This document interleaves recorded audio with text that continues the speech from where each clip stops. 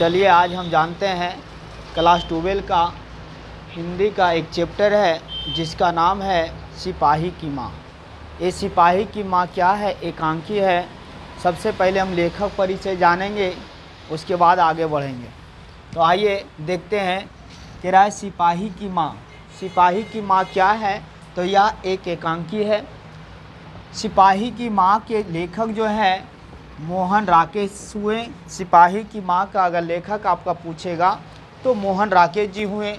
बात किया जाए, इनका जो जन्म हुआ था 8 जनवरी 1925 ईस्वी को मोहन राकेश जी का जन्म हुआ था 8 जनवरी 1925 ईस्वी को। निधन की अगर बात किया जाए तो 3 दिसंबर 1972 ईस्वी को इनका निधन हुआ था। और जन्म स्थान की अगर बात किया जाए तो जंडी वाली गली, एक गली का नाम है जंडी वाली गली, और जिस शहर में पड़ता था अमृतसर शहर। और ये अमृतसर कहाँ है, तो पंजाब में है, याद रखिएगा। बचपन का इनका नाम था, बहुत वेरी इंपॉर्टेंट सवाल है। बचपन का नाम कई बार एग्जाम में पूछा हुआ है।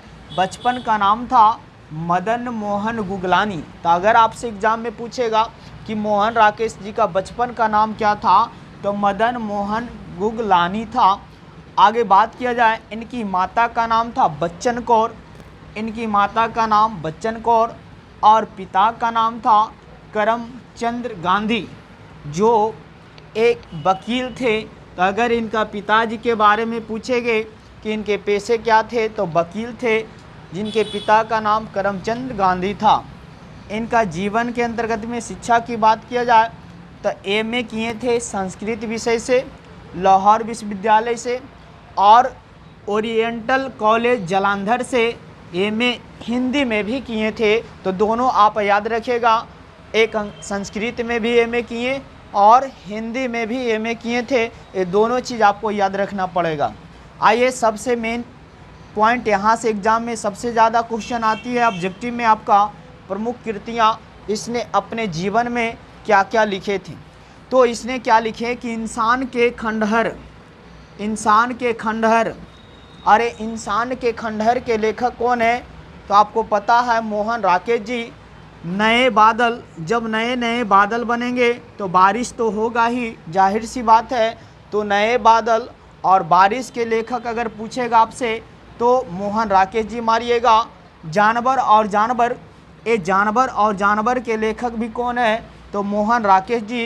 एक और ज़िंदगी, तो कहने की मतलब अगर जानवर और जानवर, अगर जानवर को एक नई ज़िंदगी मिल जाए तो एक और नई ज़िंदगी के लेखक भी कौन है, मोहन राकेश जी। उसके बाद फौलाद का आकाश, ये भी लिखे मोहन राकेश जी।